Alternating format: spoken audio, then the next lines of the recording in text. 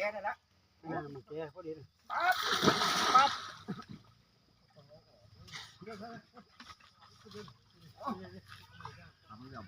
ทำแล้วพุ่นมุม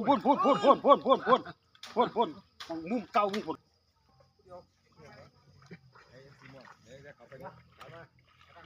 ไม่ทันป่ะ แล้วกันรู้เดี๋ยวนี้แหละ ทันป่ะ ทันไม่รู้ทันไหม แหห่างมันบ่ไปตายหรอกมันสิมาอยู่เนี่ยแห โอ้ตัวนั้นน่ะข้างหลังน่ะบ่น่ะข้างหลังน่ะย่อย เดี๋ยว เบิ่งสวยไงเห็นไปซะเลยสิตัวมันดิ้นมันต้องแหงหั่น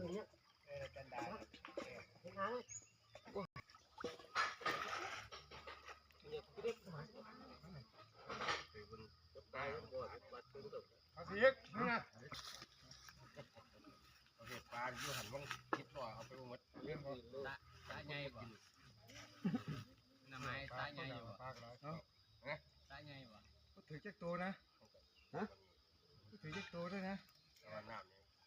คุณเล่นพร้อม คนไปให้ เอาหยาขึ้นแต่ ตัวใหญ่ขึ้นออกไปเลย